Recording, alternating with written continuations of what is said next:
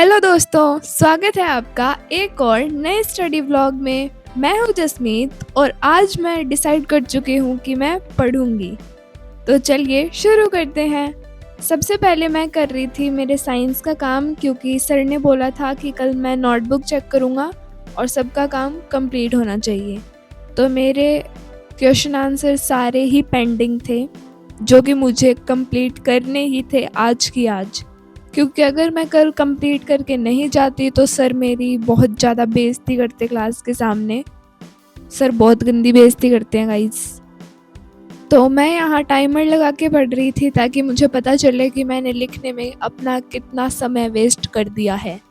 तो मैं 6:49 पे करने लगी थी इसका काम। तो यहाँ मैं कर रही थी साइंस का ग्रेविटेशन, जो कि मैं बहुत टाइम से करे जा रही हूँ लेकिन कंप्लीट होने का नाम ही नहीं ले रहा। First question, why do objects fall towards the earth? क्योंकि उन्हें भी पढ़ाई से भागना होता है और अर्थ से सेफेस्ट जगह कहाँ है लैंड करने के लिए। Second, define universal law of gravitation. दुनिया का हर पार्टिकल एक दूसरे को अट्रैक्ट करता है, बस मेरे नोट्स और मैं ही कुछ अलग पार्टिकल हैं जो एक दूसरे को अट्रैक्ट नहीं कर पा रहे। ग्रेविटेशन ने मुझे एक चीज सिखा दी, तुम चाहे कितना भी भागो, तुम्हें अट्रैक्ट होने से कोई नहीं बचा सकता। एग्जाम शीट्स और लो मार्क्स भी तुम्हें अट्रैक्ट कर ही लेंगे। और हाँ, अगर ये वीडियो पसंद आए तो लाइक और सब्सक्राइब करना मत भूलना, और पसंद ना आए तो भी मत भूलना, क्या पता अगली पसंद आ जाए।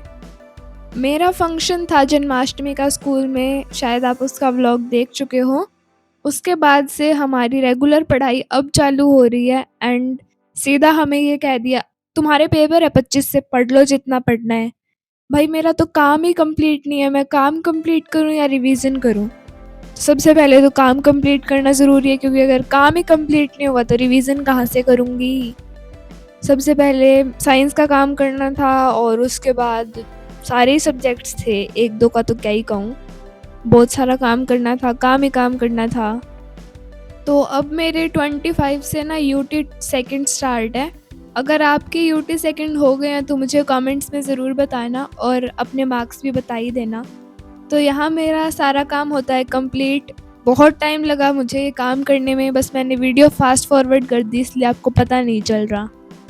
तो फिर मैं कर रही थी हिंदी का काम। हिंदी का थोड़ा सा था, क्योंकि बाकी क्वेश्चन आंसर्स मैंने स्कूल में ही कर लिए थे। मैं कर रही थी प्रेमचंद के फटे जूते का लेखक परिचय। इस चैप्टर के लेखक है हरिशंकर परसाई।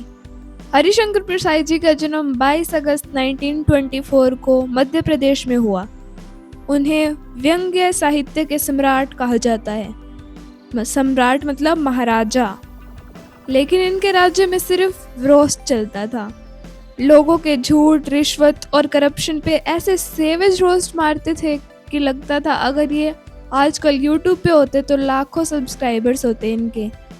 और ऑनेस्टली अगर परसाई जी ने सीबीएसई लाइफ पे ऐसे लिखा होता तो टाइटल होता स्टूडेंट एक अत्याचारी जीवन यात्रा।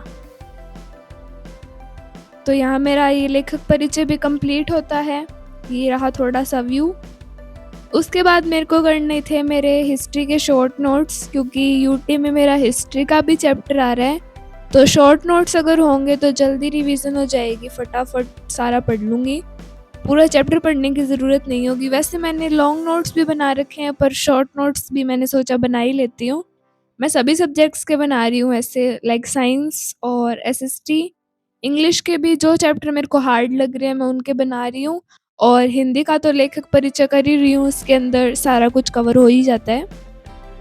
तो फ्रेंच रेवोल्यूशन स्टार्ट हुआ था 1789 में। रीज़न किंग के लेविश पार्टीज वर्सेस लोगों के खाली बर्तन।